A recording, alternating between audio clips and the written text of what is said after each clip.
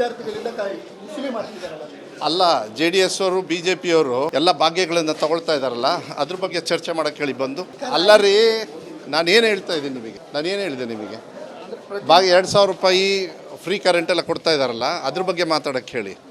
ಮುಂಚೆ ಇರೋದನ್ನ ಮತ್ತೆ ಪದೇ ಪದೇ ಅದನ್ನೇ ಕೇಳೋದು ಉಪಯೋಗ ಆಗಲ್ಲ. ಭಾಗ್ಯಗಳನ್ನು 90% ಎಲ್ಲರಿಗೂ ಕೂಡ ಹೋಗ್ತಾ ಇದೆ. ಅದ್ರ ಬಗ್ಗೆ ಚರ್ಚೆ ಮಾಡೋಕ್ಕೆ ಹೇಳಿ.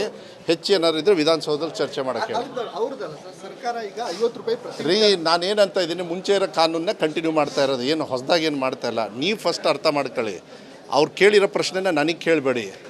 ಯಾವ್ದು ಭಾಗ್ಯಗಳು ಕೊಡ್ತೀವಲ್ಲ ಅದ್ರ ಬಗ್ಗೆ ಚರ್ಚೆ ಮಾಡೋಕ್ಕೆ ಹೇಳಿ. ಅವ್ರ ಪ್ರಶ್ನೆ ಅಲ್ಲ ಸರ್, ಈಗ ಸರ್ಕಾರ ಆದೇಶ ಮಾಡಿದೆ. ಅಲ್ಲ, ಒಂದು ನಿಮಿಷ. ಅಲ್ಲಲ್ಲ, ಅದರಿಂದ ಸರ್ಕಾರ ನಡೆಸೋಕ್ಕಾಗುತ್ತಾ? ನಿಮಗೂ ಪ್ರಶ್ನೆ ಕೇಳೋದು ಗೊತ್ತಾಗಲ್ಲ ನಿಮಗೆ? ಅಲ್ಲ ಸರ್, ಅಲ್ಲ ರೀ, ಒಂದು ನಿಮಿಷ. ಅವ್ರು ಕೇಳ್ತಾರೆ ಅಂದರೆ ಬೊಕ್ಕಸ ಖಾಲಿ ಆಗಿದೆ ಅಂತೇಳಿ ನೀವು ಕೇಳ್ತೀರಂತ ನಿಮಗೆ ನಾನು ಉತ್ತರ ಕೊಡ್ಬೇಕು ಅವ್ರ ಮೂಲಕ.